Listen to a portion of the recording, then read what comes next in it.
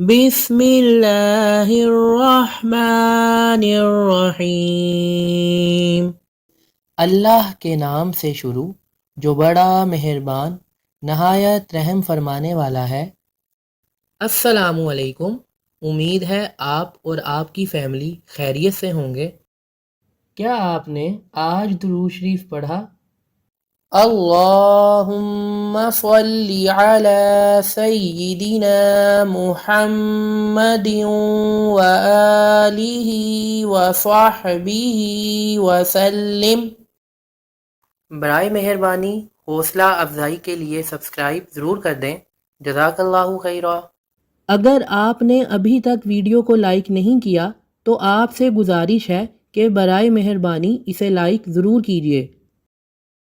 اصحاب کہف کے واقعے کو اللہ تعالیٰ نے اپنی عجیب و غریب نشانیوں میں سے ایک نشانی قرار دیا، کیونکہ اس واقعے میں بہت سی نصیحتیں اور حکمتیں ہیں۔ حضرت عبداللہ بن عباس رضی اللہ عنہما نے فرمایا کہ رقیم اس وادی کا نام ہے جس میں اصحاب کہف ہیں۔ یہ معلومات تفسیر خازن سورہ الکہف صفحہ 198 سے لی گئی ہے۔ اصحاب کہف کے متعلق سب سے زیادہ صحیح قول یہ ہے کہ وہ 7 حضرات تھے، اگرچہ ان کے ناموں میں کچھ اختلاف ہے، لیکن حضرت عبداللہ بن عباس رضی اللہ عنہما کی روایت جو تفسیر خازن میں ہے اس کے مطابق ان کے نام یہ ہیں: مکسلمینا، یملیخا، مرتونس، بینونس، سارینونس، زونوانس، کشفیت، تتونس، اور ان کے کتے کا نام کتمیر ہے۔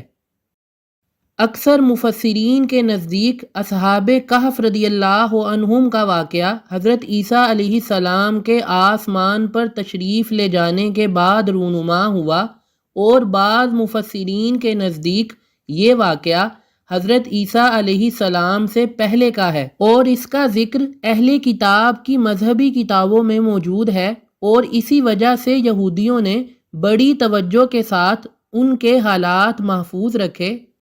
بہرحال یہ واقعہ کس زمانے میں رونما ہوا اس کی اصل حقیقت اللہ تعالیٰ ہی بہتر جانتا ہے، البتہ ہم یہاں معتبر مفسرین کی طرف سے بیان کردہ اس واقعے کی بعض تفصیلات کا خلاصہ ذکر کرتے ہیں۔ چنانچہ مفسرین کے بیان کے مطابق اصحاب کہف افسوس نامی ایک شہر کے شرفاء و معززین میں سے ایماندار لوگ تھے۔ ان کے زمانے میں دقیانوس نامی ایک بڑا جابر بادشاہ تھا جو لوگوں کو بت پرستی پر مجبور کرتا، اور جو شخص بھی بت پرستی پر راضی نہ ہوتا اسے قتل کر ڈالتا تھا۔ دقیانوس بادشاہ کے جبر و ظلم سے اپنا ایمان بچانے کے لیے اصحاب کہف بھاگے، اور ان نوجوانوں نے ایک قریب کے پہاڑ کی غار میں پناہ لی اور اللہ تعالیٰ کی بارگاہ میں دعا کی: اے ہمارے رب، ہمیں اپنے پاس سے رحمت عطا فرما اور ہدایت و نصرت اور رزق و مغفرت اور دشمنوں سے امن عطا فرما، اور ہمارے لیے ہمارے معاملے میں ہدایت کے اسباب مہیا فرما۔ آرام کرنے کے لیے وہ غار میں سو گئے اور 300 سال سے زیادہ عرصے تک اسی حال میں رہے۔ بادشاہ کو جستجو سے معلوم ہوا کہ وہ ایک غار کے اندر ہیں، تو اس نے حکم دیا کہ غار کو ایک مضبوط دیوار کھینچ کر بند کر دیا جائے تاکہ وہ اس میں مر کر رہ جائیں اور ان کی قبر بن جائے، یہی ان کی سزا ہے۔ حکومتی عملے میں سے یہ کام جس کے سپرد کیا گیا وہ نیک آدمی تھا۔ اس نے ان اصحاب کے نام، تعداد اور پورا واقعہ ایک تختی پر لکھوا کر تانبے کے صندوق میں دیوار کی بنیاد کے اندر محفوظ کر دیا، اور یہ بھی بیان کیا گیا ہے کہ اسی طرح کی ایک تختی شاہی خزانے میں بھی محفوظ کرا دی گئی۔ کچھ عرصے بعد دقیانوس ہلاک ہوا اور زمانے گزرے، سلطنتیں بدلیں، یہاں تک کہ ایک نیک بادشاہ فرما روا ہوا جس کا نام بیدروس تھا، اور اس نے 68 سال حکومت کی۔ اس کے دور حکومت میں ملک میں فرقہ بندی پیدا ہوئی اور بعض لوگ مرنے کے بعد اٹھنے اور قیامت آنے کے منکر ہو گئے۔ بادشاہ ایک تنہا مکان میں بند ہو گیا اور اس نے گڑ گڑا کر بارگاہ الہی میں دعا کی کہ یا رب، کوئی ایسی نشانی ظاہر فرما جس سے مخلوق کو مردوں کے اٹھنے اور قیامت آنے کا یقین حاصل ہو جائے۔ اسی زمانے میں ایک شخص نے اپنی بکریوں کے لیے آرام کی جگہ حاصل کرنے کے لیے اسی غار کو تجویز کیا اور کچھ لوگوں کے ساتھ مل کر دیوار کو گرا دیا۔ دیوار گرنے کے بعد کچھ ایسی ہیبت طاری ہوئی کہ گرانے والے بھاگ گئے۔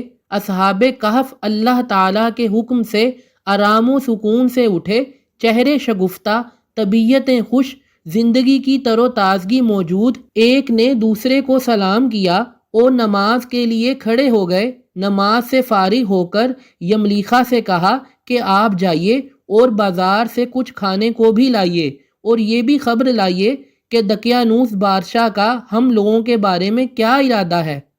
وہ بازار گئے تو انہوں نے شہر پناہ کے دروازے پر اسلامی علامت دیکھی اور وہاں نئے نئے لوگ پائے۔ یہ دیکھ کر انہیں تعجب ہوا کہ یہ کیا معاملہ ہے، کل تک تو کوئی شخص اپنا ایمان ظاہر نہیں کر سکتا تھا، جبکہ آج اسلامی علامتیں شہر پناہ پر ظاہر ہیں۔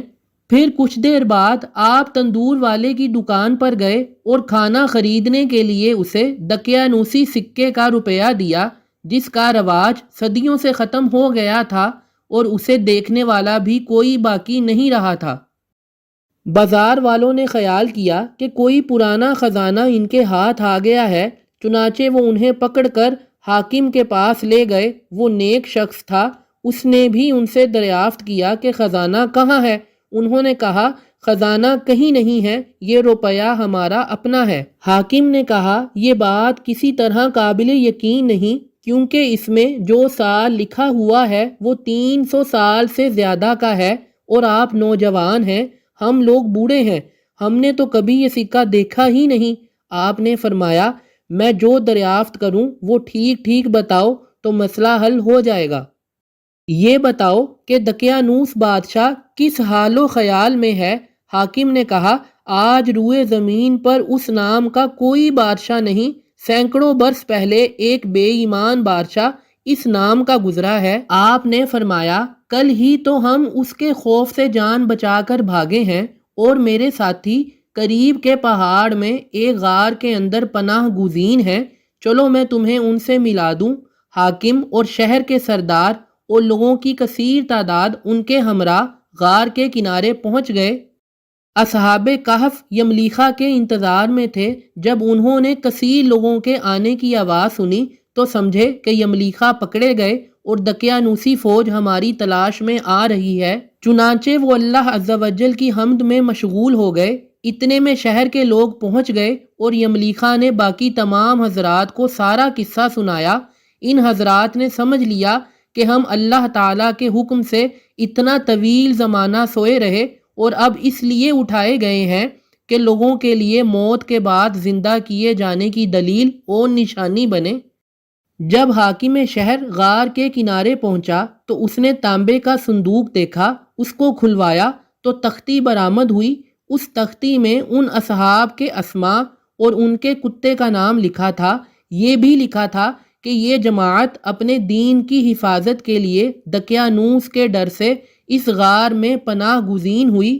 دقیانوس نے خبر پا کر ایک دیوار سے انہیں غار میں بند کرنے کا حکم دیا۔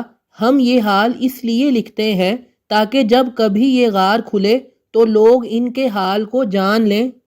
یہ تختی پڑھ کر سب کو معلوم ہوا اور لوگ اللہ تعالیٰ کی حمد و ثنا کرنے لگے کہ اس نے ایسی نشانی ظاہر فرما دی جس سے موت کے بعد اٹھنے کا یقین حاصل ہوتا ہے۔ حاکم شہر نے اپنے بادشاہ بیدروس کو واقعے کی اطلاع دی، چنانچہ بادشاہ بھی بقیہ معززین اور سرداروں کو لے کر حاضر ہوا اور شکر الہی کا سجدہ بجا لایا کہ اللہ تعالیٰ نے اس کی دعا قبول کی۔